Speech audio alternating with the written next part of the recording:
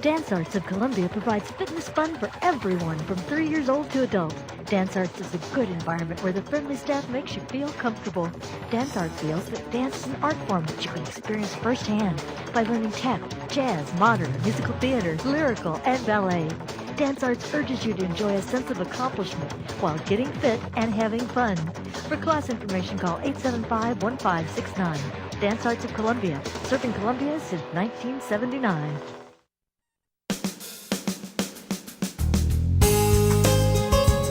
Good morning and welcome to Radio Friends. This is Monday, it's September the 10th, and we've got a very special guest with us today.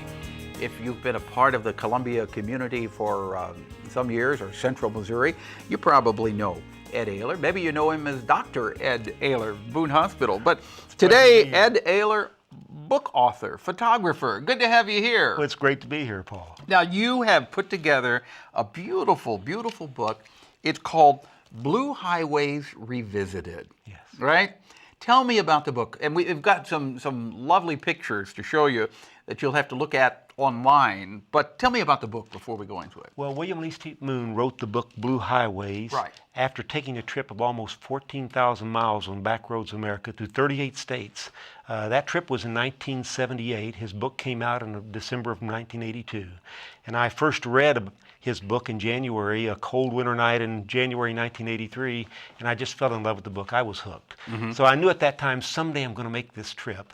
But at the time, of course, I was 3 years into my otolaryngology practice. My wife was a second-year medical student. I had a lovely 8-year-old daughter and a wonderful 5-year-old son. So I had to put it off a couple of decades when I retired. But it stayed in the back of your mind. That's right. It was planted, and that seed began to blossom when I retired from medicine on the first day of March in 2005. So did you decide when you retired, I'm going to get in a car and I'm going to start driving?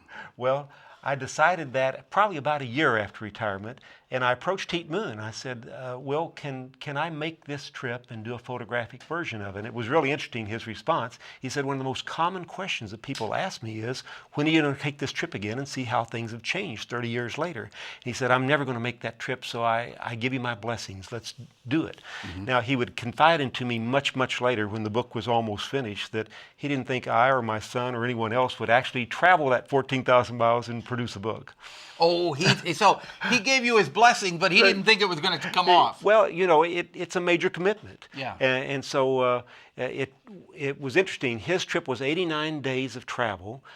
When we added up my time and my son's time of actually photographing that 14,000 mile route, we had spent 89 days photographing and probably another 23 days getting to and from where we last left off. So you, unlike him, you did yours in segments. In segments. That's right. So you would go. What was the longest segment you took? The longest was about almost 6 weeks.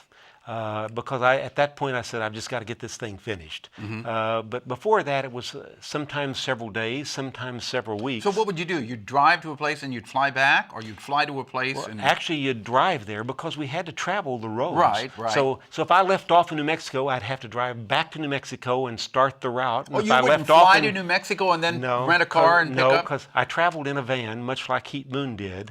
So you must have done hundreds of thousands of miles. It was a lot of miles, just getting to and from where we last left off. Oh my goodness!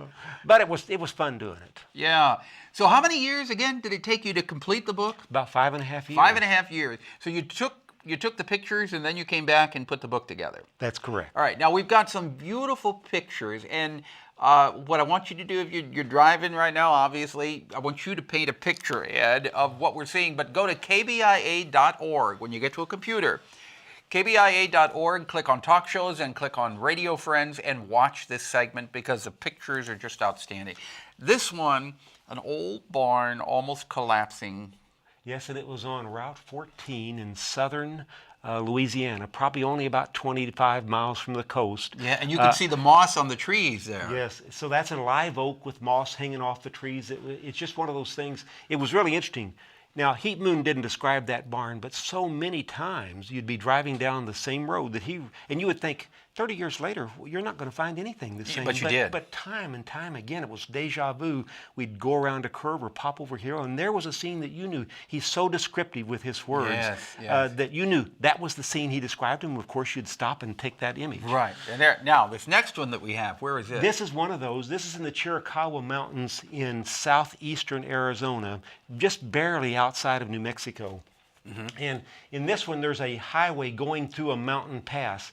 Up to this point, Heat Moon described it, that it looked like this impenetrable wall, and then all of a sudden there's this gap in the wall that he described. And so you knew as you drove down this road, this is exactly what he saw, a gap in this mountain to get through the Chiricahuas. Right. And now here's another beautiful blue lake and an old gnarled tree. Where are we? Oh, we're now in southern Oregon, this is an absolutely beautiful, beautiful scene with a beautiful blue lake and an old tree that's died, and all we see is the dead roots there on the margins. Yeah, it almost looks like a drawing. It looks, when you print it, it looks like a painting. Now, who are these people that we're looking at? Oh, one of the places. This is an empty parking lot we're looking at, and we're looking at Lori Cheelander with a daughter on either side of her and a grandson to her left. This is in Frenchman, Nevada. This is one of the things that did drastically change in Blue Highways. When Heat Moon went through, there was a very small town of Frenchman, Nevada that had 2 buildings. That one building was a cafe, bar, grill, home. And that's what we're looking at right now. And that's what we're looking at now. And there were 4 people in that town: Lori Cheelander, her husband Chris, her mother-in-law Margaret, and her daughter, Callie. Has the town grown up?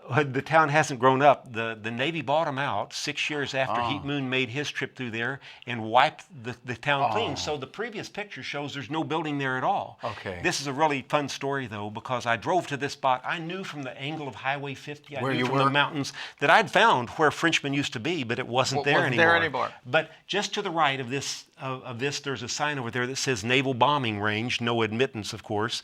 And so I was sitting there, and I began to hear this drone of an airplane engine, but you couldn't see it. So I began to realize I'm right next to a naval bombing range. This is one of those drones we've heard so much about flying over me. So I looked up and verbalized to them, I used to be in the Air Force. In retrospect, that might not have been a good thing since this was a Navy drone. But about 2 minutes later, an F-14 and an F-16 began to drop bombs just about a mile away, and you see one of those bombs going off in that book. You know what? We're out of time, Ed. We could do a whole hour with you. It's called Blue Highways Revisited. Where can you get the book? You can get the book here at Barnes & Noble. You can get it at Blue Stem. You can buy it at the Missouri Bookstore, the University of Missouri Bookstore. Usually Boone Hospital Center's gift shop has it. Okay. So there are multiple places in town. Right. Of course, you can get it on Amazon and Barnes & Noble online. Just a beautiful, beautiful book, Blue Highways Revisited. Dr. Ed Ailer, thank you so much for coming by. My pleasure. Good seeing you again. Great seeing you, Paul. We're out of time for today. Tomorrow, Talking Horse Productions and Ellis Fischel Cancer Center. Our program directed by Travis McMillen of the Reynolds Journalism Institute.